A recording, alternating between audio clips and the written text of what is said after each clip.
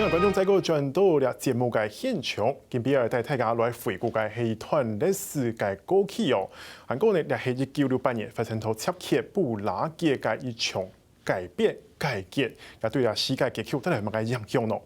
今邊呢，能搶到嘅係淡江大學歐洲研究所嘅助理教授許景雲許教授，教授你好。您好。教授，我們想。请问，先跟你请教是这一段这个1968年的布拉格，人家说叫布拉格之春，这一段历史它的发生的这个缘由，还有造成影响是什么样的？其实的话，如果说我们在讲到布拉格之春的话，在西方世界，他会认为说是在苏联的控制之下的一个民主的一个开端。那可是呢，我们在看这整个一个布拉格之春的时候，我们会去发现到，其实呢，整个布拉格之春，它其实也算是就是说对于苏联的一个。控制好，因为其实苏联当时在推所谓的共产国际，还有所谓的华沙公约组织，那苏联将这些中东欧国家看成是他们本身的一个卫星国，所以呢，他们对于这些中东欧国家的控制是非常的严密的。那所以呢，可是捷克它是属于中东欧国家里面算是我们所说的工业大国，发展工业，在整个计划经济的体系，它是发展工业的，所以呢，捷克它相对的在经济的方面拥有比较大的一个自主权。那而且呢，在整个一个我们所说的，它也比较靠近西欧，所以它就是对于整个一个西欧的影响是比其他国家还来的比较多的，对，所以呢，在整个一个可是呢，在整个当时的时空背景之下，它为什么会爆发布拉格之春的原因，是因为赫鲁雪夫时期，他曾经对斯大林做一个就是清算的动作，我们说所谓的鞭尸，那。这个情况的话，也引起了一个捷克方面，他们会觉得他们有一些可能会可以有一些机会，那我们就可以看，就是说，所以他们在1968年的时候，他们就有提出说，他们要对当时斯大林时期的一个大清洗的政策，想要做一个平反，他们想要建立跟斯洛伐克建立成为一个联邦制的国家。那这些其实对于苏联方面，他们会认为说，这个不是。就是我们所说的，就是说对他而言可能是一个威胁，因为他很怕，就是说他今天将这些国家视为卫星国的时候，中东欧国家视为卫星国的时候，他很怕，就是说今天捷克的效应会去影响到其他的国家。所以呢，在1968年，我们就可以看见，就是说，苏联当局所采取的动作是镇压，是军事强硬的，对，是比较强硬的军事镇压。那整个一个军事镇压的一个过程也是死伤非常多人啊，那也是将这一股的，就是我们所说的刚萌芽的，就是说西方认为说所谓刚萌芽的这一个我们所说的这样子的一个民主的根苗，把它压制下去，是这样子。我们当然在看，现在有个回顾这件事情来看，似乎它就是一段民主的革命。当然，赵老师刚刚讲，他是站在一个西方角度看，称它为布拉格之春。那其实真的有像就是西方讲说这个杜布切克啊，包括他所带领的这连串改革，感觉好像很浪漫，感觉好像就是我完全要倾向于西方民主的感觉，是不是真的有这么的浪漫？基本上的话，我们就说，发生在国际政治的事件是不能够以浪漫来称之的，因为发生了那么多的死伤，而且呢，那么多我们所说的，就是说以西方的民主去定义这些去定义我们所谓的中东欧国家。还有苏联的时候，他在苏联人的认为当中，这是不公平的事情，因为他们认为说他们的社会主义其实并不逊于所谓的民主主义或是资本主义的所以呢，基本上我觉得这个可能就是说，西方他希望可能在中苏美苏之间的一个角力对抗的时候，能够借由这个布拉格之春去引起取得一个样板，对，取得一个样板。可是呢，实际上这个是行不通的，因为在当时我们说整个一个时空背景之下，我们说苏联当时是布里兹涅夫当政，那布里兹涅夫他是属于一个比较保守派的人物，他是不允许这样苏联整个一个螺丝的一个松动。是布里兹涅夫主义嘛？这个还没有，他是不惜就算要武力，也要维持整个协约国的这些的统一。对，没错。所以布里兹涅夫他算是就是说继史达林之后最为保守的一个苏联的领导人。那而且在国际上的话，我们就说了，1962年刚经历过所谓的古巴危机，那美苏之间的冷战还在持续，而且呢，本身这个军备竞赛也一直在做一个，就是他们彼此之间也在做一个竞争的动作，再加上1968年有所谓的核不扩散条约正在谈论，那这种核不扩散条约的话，基本上他也是希望结合把苏联拉进来，所以他对苏联的一个态度会是比较趋缓的。西方国家当时在对于这个苏联，尤其是美国为首的西方国家，在当时对苏联的这样的入侵的行动，其实没有采取很大的反应。是没错，因为在我们所说的，基本上这些西欧从柏林围墙建立之后，就像我们所说的，那个英国的首相曾经说过，就是说铁幕已经降下了，所以从此就变成说是一个就是东西方世界的一个不同。那这样子一个不同的情况之下，再加上苏联在当时我们所说的他们实施的是计划经济，所以呢，他们当时跟我们说的第一个飞上太空的是俄罗斯人，并不是美国人。史普尼克号升空。对，没错，他的名字叫嘎嘎里。他们现在目前在莫斯科还有一个叫做嘎嘎里广场。所以呢，基本上他们在这方面的就是说在当时我们并不知道说他们到底拥有多少经济实力的情况之下，美国对于苏联方面是不敢有任何。就是说，彼此之间是在一个僵持的，算是相敬如宾吗？对，相敬如宾，而且呢，彼此之间也是，就是暗地里台面下的争斗是是非常的一个频繁的。老师，我们看到说，这个虽然说当时布拉格的这个变革，它在1968年并没有成功，但是它似乎也影响到了20年后这个天鹅绒革命的兴起。那这中间的国际局势的转变又是怎么样的一个情况？对，我觉得最主要的国际局势的转变，最主要还是在于就是我们所说的戈巴契夫的崛起。那苏联时期的话，就是从戈巴契夫崛起之后，因为戈巴契夫的崛起，它带来的我们所说的就是重建，还有透明化、公开化。那这种他的这样子的一个政策，那也使得，因为他为什么要提出这个政策呢？那我们在做这样苏联的一个历史的一个分析当中的话，可以看见，其实是因为戈巴契夫太年轻，很多一些年长的我们所说的就是年长的这些共产党，他们的这些党派大佬并不支持戈巴契夫，所以呢，戈巴契夫他必须诉诸于民粹、民众的力量来支持他，所以他才会提倡所谓的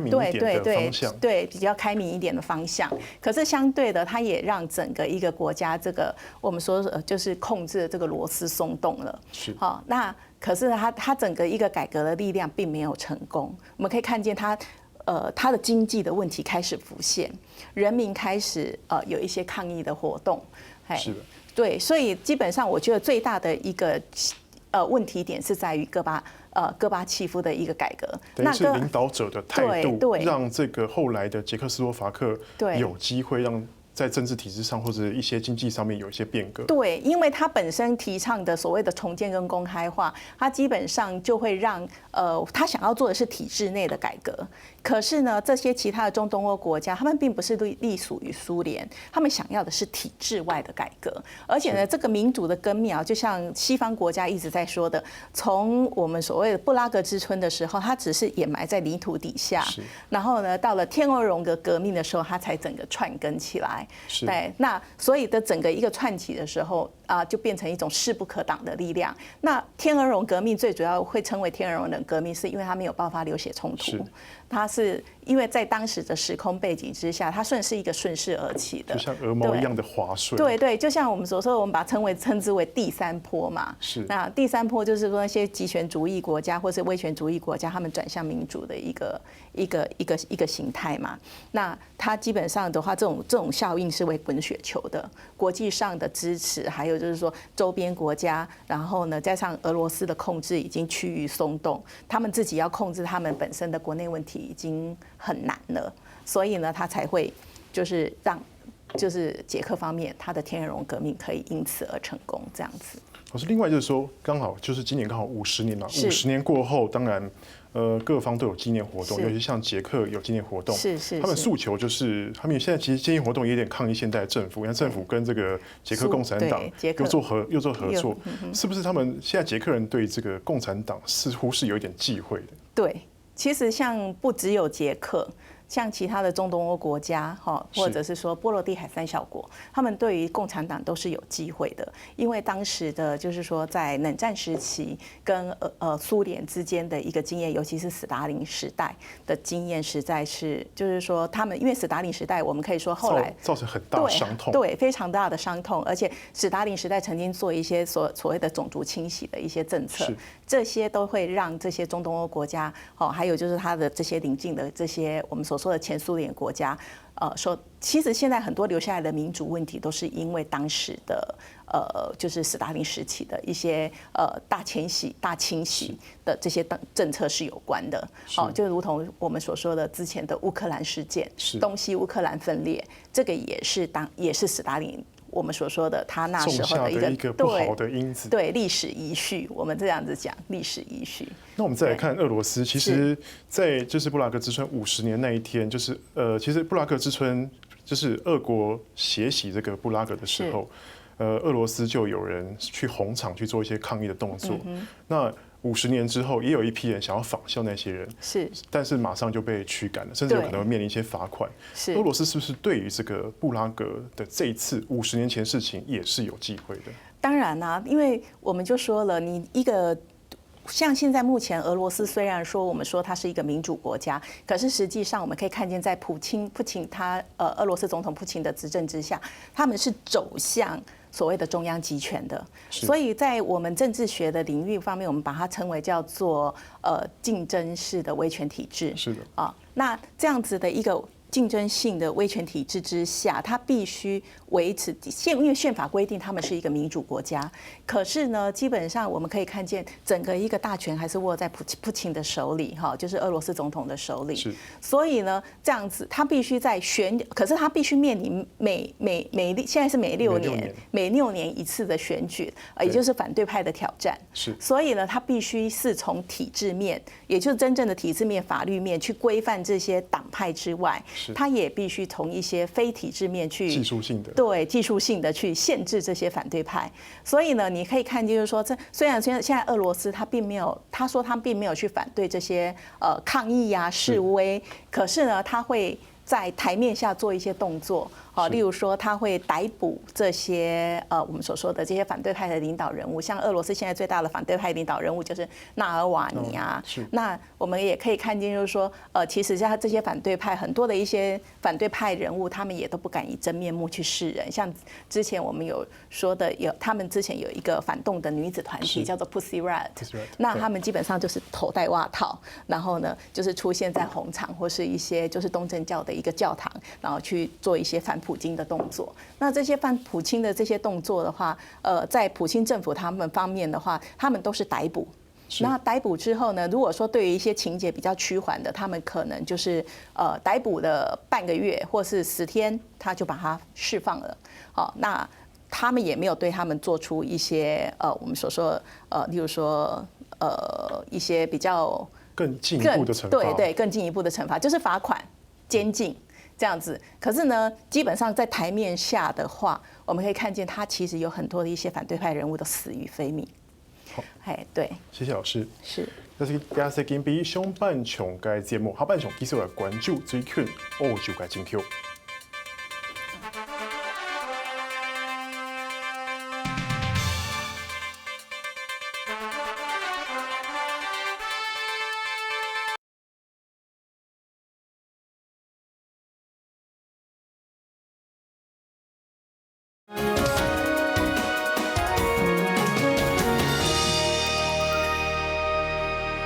非常关注，再个转到讨论嘅现场，下半场带下来看最近嘅澳洲嘅经济时刻，请到嘅来宾係台北醫學大學同時教育中心嘅教授蔣國祥先生。教授你好，主持人好，各位觀眾朋友大家好。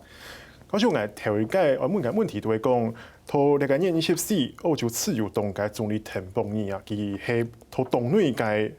大票佢係落來咧。啊，不過咧，三時間就看到頭陳邦義帶領下澳洲嘅經濟係來到嚟27年講係清好嘅時節吼。啊，看起來嗰個嘅執政黨嘅民調係係按地，連續38擺嘅民調都係受蔡亞黨。咁咪澳洲嘅呢個總理萬年同佢經濟冇乜關係，係講有乜個特別嘅原因咯？澳洲人哦對政治嘅限制，即係同經濟吼傳統以來冇非常大嘅關聯。最有名嘅就係20世紀嘅時候執政最久嘅總理安德豪爾。哦，佢陣人就做咗差唔多接近10年嘅總理，佢經濟也係非常好，但係後來先民知道，哎呀，做太久誒，冇人做可能，所以雖然經濟一好，但係係呢冇支持自由黨，就嘅豪爾所屬嘅政黨，所以佢就下台啊。所以澳洲人一般來講，佢哋雖然從事經濟，但係對於政治人物嘅表現，特別係經濟以外嘅表現，佢係咩嘢受到大家歡迎。然後又有改革嘅決心，佢係咩一個言行合一嘅總理吼，亦對澳洲人來講係特別關心。嚇，經濟來講，因為長期以來澳洲嘅經濟並唔會差，然後至少都有先進國家地度，佢算係相當前面嘅。所以澳洲人一般來講對經濟反點都冇像歐洲或者美國一樣，佢哋對經濟嘅景氣嘅變化知道非常嘅敏感。知道也就係愛作為啊政治人物嘅表現嘅標準，因為長期來就唔可以查啦，所以大家就知道講表現好係應該嘅，嚇，點到其他方面嘅表現嚇，受到大家嘅重視。像而家來講也現任嘅總理其實嘛會下台嚇，因為並未佢限制已經失敗冇。澳洲係一個內國制嘅國家，也就係講，某個政黨咯都國會都得到多數，政黨嘅兩手就變成總理，嚇。當然也有可能例外啦，但係因為總理基本上係國會多數黨嘅兩手，也係一個憲政嘅管理，也有唔咩啦，曾經有唔咩，但係其實發生就只有發生過一擺，基本上就係。喺幾一擺嚟講，大家只係知道執政黨內嘅從業嘅幹部認為啊，繼續本佢兩頭執政黨下擺嘅選舉係冇輸脫，所以講趁而家還有執政嘅時候大家就通過一個黨內嘅規定，就會挑戰嘅現任嘅黨嘅兩頭人，黨都拿出來競爭。所以假設講佢都有兩頭人咧，即係選舉地度黨內嘅選舉地度贏，佢還能可以繼續做總理，但係佢輸嘅。實在佢也盲輸，佢判斷佢會輸，所以佢講佢唔會參加。所以也自然就變成講並未真正選民歡迎。而係黨內嘅陣營知道愛歡迎，冇辦法繼續本佢兩頭呢一政黨下擺選舉會輸脫，所以就歡迎。同埋從議會嘅國家安尼講，內閣嘅總理甚至講黨魁安尼講萬事萬配，講萬事做實辦。實在安尼做法當到情況之下有人講安尼冇民主啊，咁嘛佢幾十年安尼開下會就問題嘅國家兩頭人，但係見到人知道安尼行較民主，因為不管樣嘅佢並唔係全國國民選出來嘅總理啊，所以講問題自己也不必同全國國民、你全國嘅選民負責，所以而且大家知道講，一個政黨最能夠監督嘅係喺黨內佢都會經營，因為佢哋對啊總理黨嘅兩頭人最低嘛，一般嘅選民只有幾廿人投票一擺才會低啊。所以講，你喺澳洲算係經營經濟哦。因為佢內閣制嘅時間已經超過100年啦，所以講萬年做總理，基本上係黨內選舉聽過萬年做黨嘅兩頭人，都憲法上嘅政治 TV， 大家就特啥就國會議員啦，唔係國會議員啊，國會議員，但係哪一隻國會議員可以做黨嘅兩手，愛大家共同來決定。所以一般嚟講，大家一定會選出一個土地潮數，然後兩頭能力較強嘅人，冇辦法對外代表本黨啊。然後一幾隻人假設真係做到唔好，一種黨內之間嘅內部啊，嘅輔導嘅情況也較少。因為假設總統制嘅國家，萬人當選總統，佢至少佢任期之內，佢黨內所有人不管佢錯，係你對，且對一定愛全力愛來聽數據，全力來保護佢，因為佢代表本黨。但係到歐洲佢冇咁樣，你一啲兩頭人做到冇，我揾得佢黨係你執政黨，但係揾得較好嘅人。所以一等台灣或者美國，他個習慣看到嘅政治係冇到咁樣。那我哋看到你個新上台你個新嘅總理 Morrison 吼，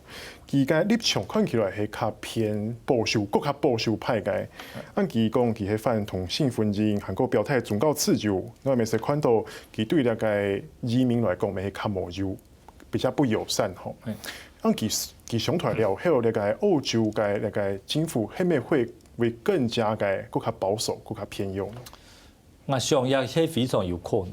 因為以下總理湯博基實在對改善歐洲同也東南亞國家嘅關係係較認真，然後對難民對移民也較寬容。譬如講湯博基知道講歐洲最近嘅鄰國只有印尼，但係傳統嘅歐洲同印尼關係唔係非常之好。印尼對歐洲有意見，歐洲也對印尼有意見，所以但係湯博就講韓國同歐洲簽一個自由貿易協定，談得非常之久，下個禮拜就本來就要去簽嘅。而家總理換人咧，係咪繼續要簽？我知道可能有問題哦。而家前任嘅總理佢對呀傳統嘅種烹飪嘅思想，就會對呀歐洲社會傳統嘅價值咧，堅持係較強。對呀種多元容納嘅一種嘅心態，顯然係不如現任嘅總理啦。所以歐洲黨內嘅經驗知道講，一種心理講唔聽可以。他得到選民的支持，所以就希望佢作為黨嘅兩頭人，作為總理，安尼下任嘅選舉對本黨所有人就有利啦，也係見到一百萬人嘅理由啦。即當然，以下當到情況就會講，即歐洲嘅外交政策係咪會因此改變？當然一唔係按格就可以看得出來，係你要等一段時期。不過看起來歐洲執政黨內嘅經驗係因為以下政策唔好。不容易得到選民的支持，所以覺得以此等到大選的時候輸得，還不如也應該嘅內部去個調整，萬人按你做好準備，因為執政黨比起有啲在野黨這種國會方嘅多數量先非常有限，黨少這種可能就會最可能最極端的情況只有一隻 CV 嘅量先。所以也係一個非常危險嘅情況。下擺選舉只要選民有啲嘅改變，一下子執政黨就輸脫，所以佢就當然非常嘅緊張。當然，你看到一個變數是講那個田邦義本來嘅前任嘅總理，佢講佢兩個禮拜是為請假嘅禮拜是為強詞嘅。按對於那個未來歐洲嘅下個執政黨來講，會帶來乜嘢種嘅影響咯？韓國可能有啱時2019年上半年就會改選嘅，先生用看。第一啦，就係歐洲佢自認政治嘅原則係非常強調啦。現任嘅總理，湯博應該不能講現任，講前任嘅總理啊。佢當然係佢一定要先當選，伊個國會議員，到歐洲嘅國會係下議院嘅議員，佢將有資格做總理。因為佢總理 CV 已經冇嘅，所以呢，佢連佢本選區嘅議員佢就辭得咧。表示講完全為嘅政治負責，實在佢冇辭退佢選區內議員係冇問題，法律係規定係做得，然後也不代表講佢下任佢議員本身不能連任，也唔可以嘅。但係佢係你把佢辭退，代表講佢係你為嘅政治來負責啦。一般嚟講，歐洲嘅政治選民對政治人物嘅表現係你非常關聯，因為佢投票嘅制度同全世界其他國家冇到共樣。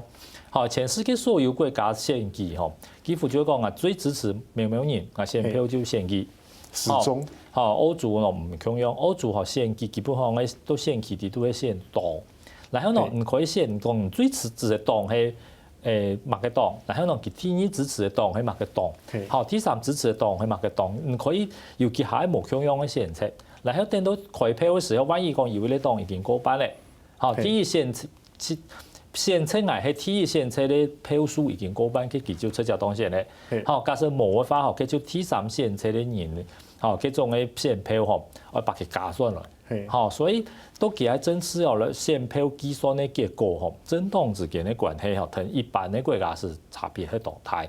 但係安尼吼變成講，所有嘅政治人物不管大黨小黨吼，